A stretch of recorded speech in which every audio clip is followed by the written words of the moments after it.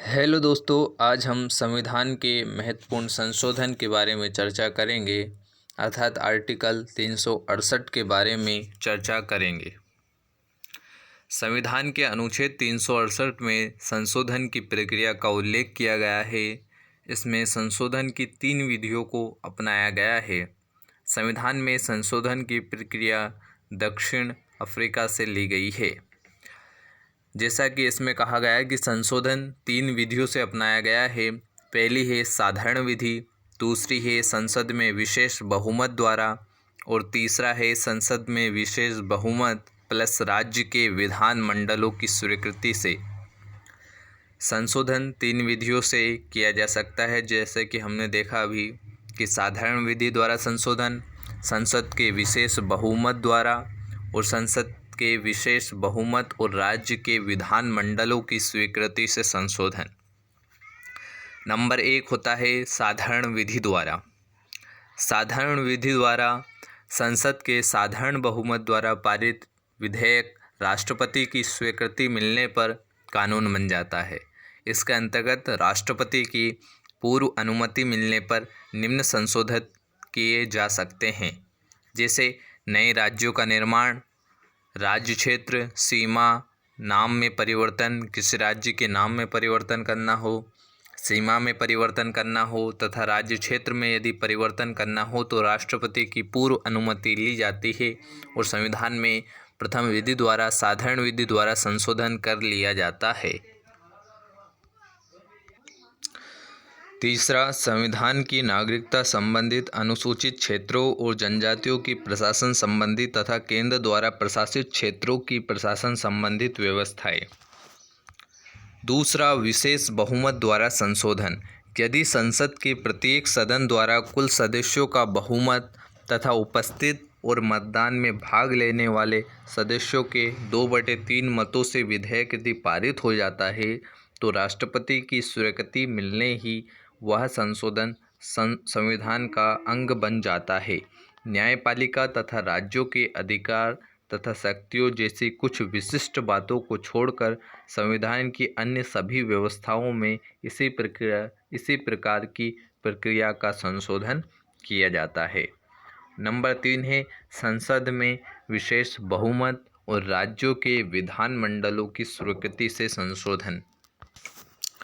इसमें संशोधन के विशेष अनुच्छेदों में संशोधन के लिए विधेयक को संसद के दोनों सदनों के विशेष बहुमत तथा राज्यों के कुल विधान मंडलों में से आधे द्वारा स्वीकृत आवश्यक है।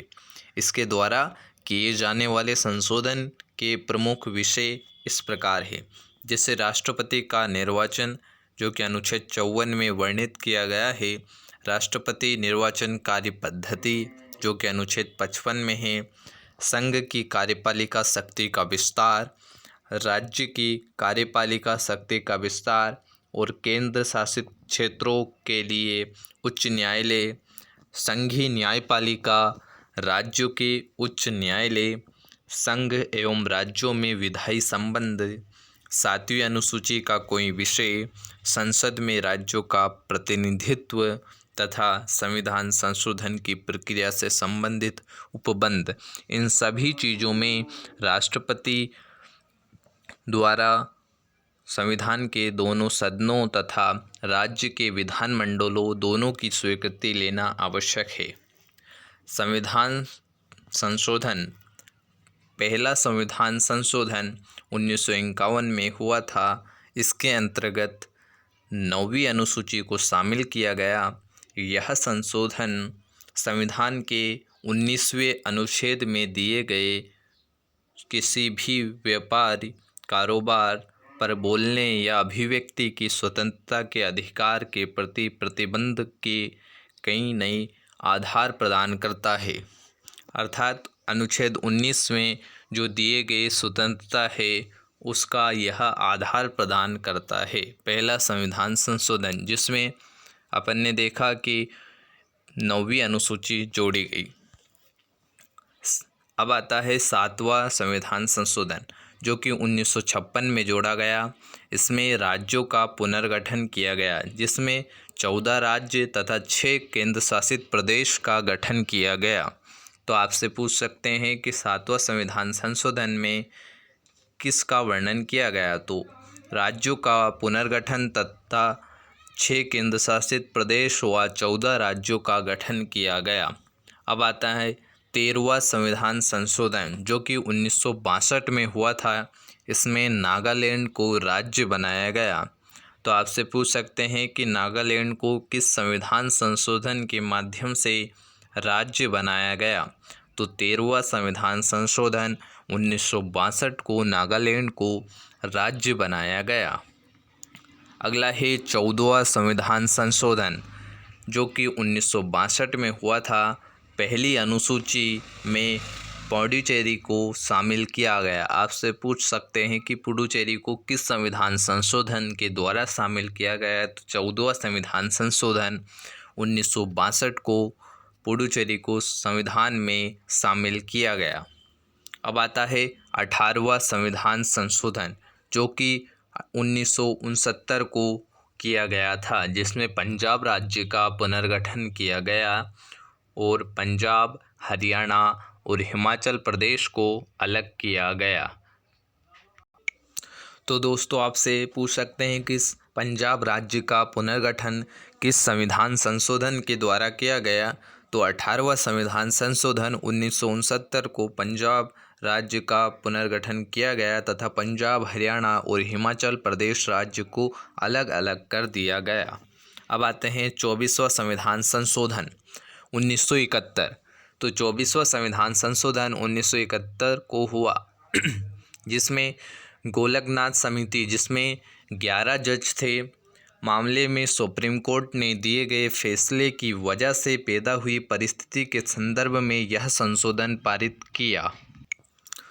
तदनुसार इस अधिनियम ने मौलिक अधिकारों समेत संविधान में संशोधन करने के संसद की शक्ति के संदर्भ में सभी संदेहों को दूर करने के लिए अनुच्छेद 13 और अनुच्छेद 368 में संशोधन किया। ऐसा लोकतंत्र के विभिन्न स्तंभों के बीच सरकार की सर्वोच्चता स्थापित करने के लिए किया गया।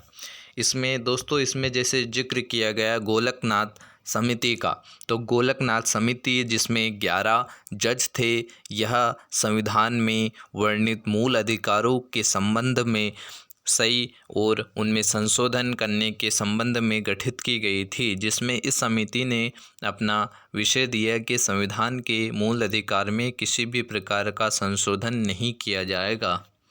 आगे बढ़ते हैं दोस्तों 31वां संविधान संशोधन जो कि 1973 को किया गया। लोकसभा की कुल संख्या बढ़ाकर 525 से 545 कर दी गई। तो आपसे पूछ सकते हैं दोस्तों कि किस संविधान संशोधन के द्वारा लोकसभा की सीटों को बढ़ाकर 525 से 545 कर दिया गया। तो 31वां संविधान संशोधन 1973 को इसका 525 से 545 लोकसभा की सीट कर दी गई, जो कि 1971 की जनगणना के आधार पर है। अगला है दोस्तों महत्वपूर्ण है, विभिन्न एग्जामों में यह क्वेश्चन पूछा गया है कि 36वां संविधान संशोधन कब हुआ और किस राज्य को 36वां संविधान संशोधन में शामिल कर लिया गया। तो 36वां संविधान संशोधन 1975 को हुआ, जिसमें सिक्किम राज्य की स्थापना, अर्थात 36वां संविधान संशोधन 1975 में सिक्किम राज्य को भारत में शामिल कर लिया गया। अब आता है दोस्तों 39वां संविधान संशोधन जो 1975 को हुआ। राष्ट्रपति, प्रधानमंत्री और संसद के दोनों सदनों के अध्यक्ष के चुनाव को न्यायिक जांच से परे रखा गया। तो आपसे पूछ सकते हैं दोस्तों कि राष्ट्रपति, प्रधानमंत्री, संसद इन तीनों के संविधान को चुनाव से न्यायिक जांच से परे रखा गया या किस संविधान संशोधन में वर्णित किया गया और कब हुआ। तो 39वां संविधान संशोधन 1975 को हुआ। अब आते हैं दोस्तों बहुत महत्वपूर्ण संविधान संशोधन 42वां संविधान संशोधन जो कि 1976 को हुआ। संविधान का 42वां संविधान संशोधन अधिनियम लघु संविधान या मिनी कॉन्स्टिट्यूशन के नाम से जाना जाता है, क्योंकि इसने संविधान में कई बदलाव लाए। ये संशोधन सरकार की शक्ति को बढ़ाने के लिए किए गए थे। तो दोस्तों, आप याद रखिए 42वें संविधान संशोधन को लघु संविधान या मिनी कॉन्स्टिट्यूशन कहा जाता है। 42वें संविधान संशोधन अधिनियम 1976 द्वारा संविधान में किए गए प्रमुख संशोधन इस प्रकार है, जिसे प्रस्तावना में भारत के संप्रभु लोकतांत्रिक गणराज्य की परिभाषा को बदलकर संप्रभु समाजवादी धर्मनिरपेक्ष लोकतांत्रिक गणराज्य कर दिया गया। तो आपसे पूछ सकते हैं कि भारत के संप्रभु लोकतांत्रिक गणराज्य की परिभाषा को बदलकर संप्रभु समाजवादी धर्मनिरपेक्ष लोकतांत्रिक गणराज्य कर दिया गया किस संविधान संशोधन के द्वारा? तो आपको बताना 42वें संविधान संशोधन 1976 के द्वारा। राष्ट्र की एकता शब्द को बदलकर राष्ट्र की एकता और अखंडता कर दिया गया। तो दोस्तों, राष्ट्र की जो एकता शब्द था उसको बदलकर राष्ट्र की एकता और अखंडता कर दिया गया। विधानमंडल में, तो विधानमंडल में क्या संशोधन किया? तो लोकसभा और राज्य की विधानसभाओं का कार्यकाल 5 वर्ष से बढ़ाकर 6 वर्ष कर दिया गया। तो आपको याद रखना है दोस्तों, 42वें संविधान संशोधन के द्वारा लोकसभा और राज्य विधानसभाओं के कार्यकाल को बढ़ाकर 5 वर्ष से 6 वर्ष कर दिया गया। अगला है कार्यपालिका में किस प्रकार का संशोधन किया गया? तो कार्यपालिका में राष्ट्रपति अपने कर्तव्यों का निर्वहन मंत्रिपरिषद की सलाह पर करेंगे। इसे स्पष्ट रूप से कहने के लिए अनुच्छेद 74 में संशोधन किया गया। तो आपको याद रखना है दोस्तों कि राष्ट्रपति अपने कर्तव्यों का निर्वहन मंत्रिपरिषद की सलाह पर करेंगे। इसे स्पष्ट रूप से कहने के लिए अनुच्छेद 74 में संशोधन किया गया। अगला है दोस्तों न्यायपालिका में संशोधन। राज्य कानून की संवैधानिक वैधता पर सुप्रीम कोर्ट के विचार करने की शक्ति को खत्म करने के लिए 42वें संविधान संशोधन अधिनियम में अनुच्छेद 32A को शामिल किया गया और एक और नया प्रावधान अनुच्छेद 131A ने सुप्रीम कोर्ट और नया प्रावधान अनुच्छेद 131A ने सुप्रीम कोर्ट और विशेष अधिकार क्षेत्र को केंद्रीय कानून की संवैधानिक वैधता से संबंधित सवाल का निर्धारण करने की शक्ति प्रदान की। अर्थात इसमें न्यायपालिका में जो भी केंद्रीय कानून संवैधानिक वैधता वाले क्षेत्र थे वो सवाल पूछ सकते हैं। इसमें न्यायपालिका में इसका वर्णन किया गया। अब आते हैं दोस्तों अनुच्छेद 144A और अनुच्छेद 128A में किस प्रकार का संशोधन किया गया। संविधान संशोधन अधिनियम ने कानून की संवैधानिक की न्यायिक समीक्षा पर विचार किया। अनुच्छेद 144A के तहत केंद्रीय या राजकीय कानून की संवैधानिक वैधता पर प्रश्न पर फैसला करने के लिए सुप्रीम कोर्ट के जजों की न्यूनतम संख्या कम से कम 7 हो निर्धारित कर दी गई थी और इसके अलावा कानून को असंवैधानिक घोषित करने के लिए जजों की 2/3 बहुमत की आवश्यकता है। हालांकि मौलिक अधिकारों की शक्ति के मामले में उच्च न्यायालय की शक्ति अछूती रखी गई थी। किसी भी प्रकार की अन्य उद्देश्य के लिए रिट जारी करने की इसकी शक्ति पर कोई प्रतिबंध लगाए गए थे। कई प्रतिबंध लगाए गए थे। अगला है दोस्तों केंद्र और राज्यों के संबंध में किस प्रकार का संशोधन किया गया। तो किसी भी राज्य में कानून और व्यवस्था की गंभीर स्थिति से निपटने के लिए संघ की किसी भी सेना या उसके नियंत्रण वाली किसी भी अन्य सेना को राज्य में तैनात करने के सक्षम बनाने के लिए अधिनियम ने संविधान में अनुच्छेद 257A को शामिल किया गया। तो आपसे पूछ सकते हैं दोस्तों कि सेना को केंद्र में स्थापित किसी भी विपत्ति के समय स्थापित करने के लिए किस संविधान संशोधन किया गया? तो केंद्र और राज्यों के संबंध में 257A जोड़ा गया, जो कि 42वें संविधान संशोधन 1976 में इसका वर्णन किया गया है। अब आते हैं मौलिक अधिकार और निर्देशक। मौलिक अधिकार और निर्देशक 42वें संविधान संशोधन अधिनियम द्वारा किया गया सबसे प्रमुख संशोधन था। अनुच्छेद 14, 19 या 31 में दिए गए मौलिक अधिकार पर सभी निर्देशक सिद्धांतों को प्रधानता देना। इसमें 14, 19 और 31 में दिए गए मौलिक अधिकारों को प्रधानता से रखा गया। 42वें संविधान संशोधन ने कुछ और निर्देशक सिद्धांत शामिल किए, जिसे मुफ्त कानूनी सहायता, उद्योगों के प्रबंधन में श्रमिकों की भागीदारी, देश में पर्यावरण एवं वन और वन्य प्राणियों का संरक्षण भी इसमें शामिल किया गया।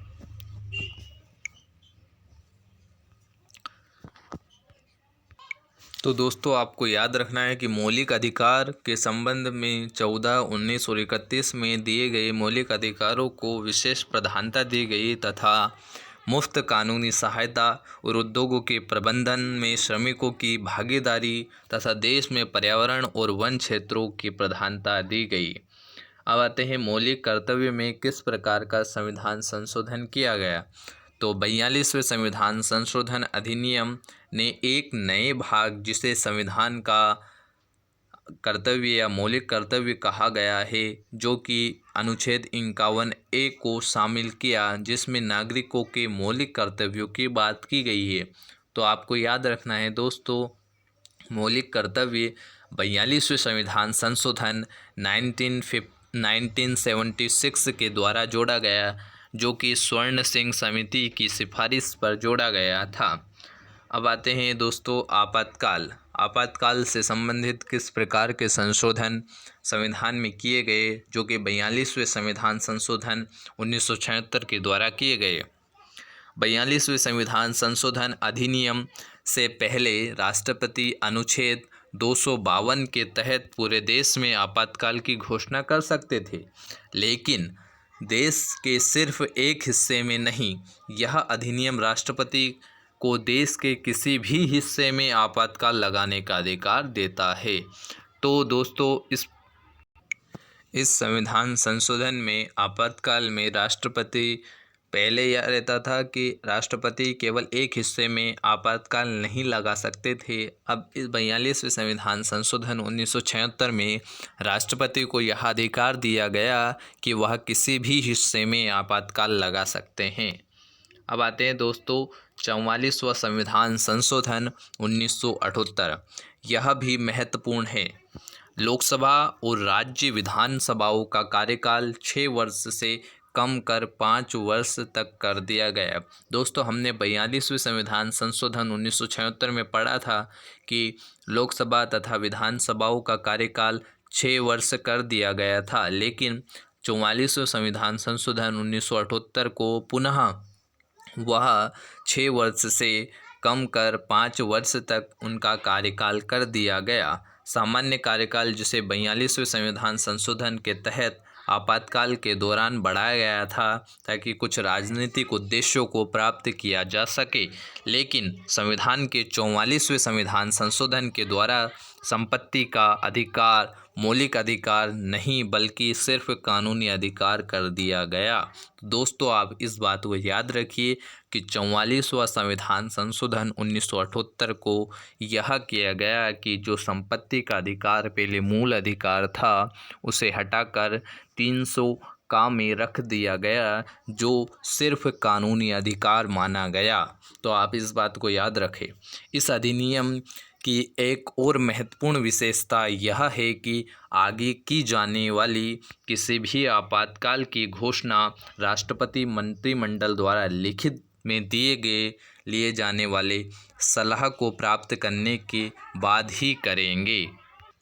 अर्थात दोस्तों, यदि राष्ट्रपति आपातकाल लगाना चाहता है तो उसे पहले सभी मंत्रिपरिषद की लिखित में सलाह को देना पड़ेगा, लिखित सलाह माननी पड़ेगी, तभी वह उनसे विचार विमर्श करने के दौरान ही आपातकाल की घोषणा कर सकता है।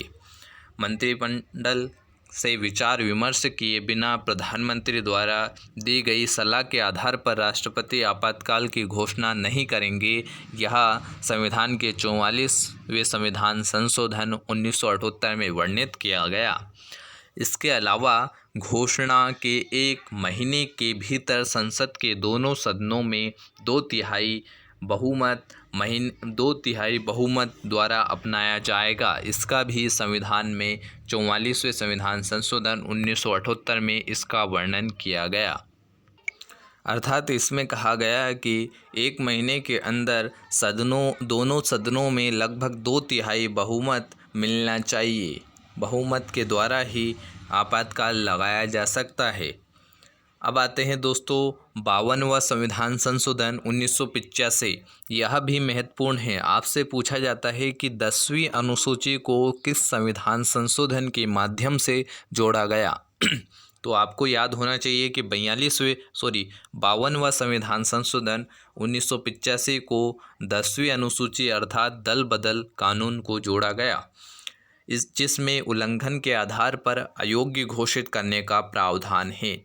अब आता है 53वां संविधान संशोधन 1986, जिसमें केंद्र शासित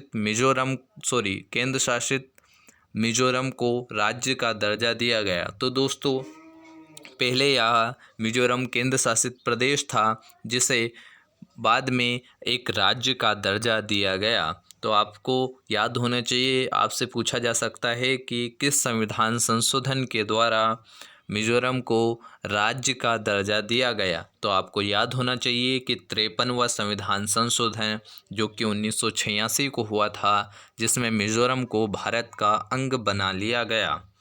और दोस्तों, अब आते हैं 55वां संविधान संशोधन, जो भी 1986 को हुआ था, जिसमें केंद्र शासित अरुणाचल प्रदेश को राज्य का दर्जा दिया गया। तो आपसे पूछ सकते हैं कि अरुणाचल प्रदेश को भी राज्य का दर्जा कब दिया गया। तो 1986 को किस संविधान संशोधन, तो 55वां संविधान संशोधन। अब आते हैं दोस्तों 56वां संविधान संशोधन 1987 को। यह भी बहुत महत्वपूर्ण है। आपसे पूछ सकते हैं कि गोवा को राज्य कब बनाया गया और किस संविधान संशोधन के द्वारा इसे भारत का अभिन्न अंग या राज्य बनाया गया। तो 56वां संविधान संशोधन 1987 को गोवा को राज्य बनाया गया। अब आते हैं दोस्तों 61वां संविधान संशोधन 1989, जिसमें यह बहुत इम्पोर्टेंट है दोस्तों, जिसमें मतदान की उम्र को 21 वर्ष से घटाकर 18 वर्ष कर दिया गया। तो आपसे पूछ सकते हैं कि मतदान की जो उम्र पहले 21 वर्ष थी, उसे घटाकर 18 वर्ष किस संविधान संशोधन के द्वारा किया गया। तो आपको याद होना चाहिए कि 61वां संविधान संशोधन 1989 को इसे 21 से 18 वर्ष कर दिया गया।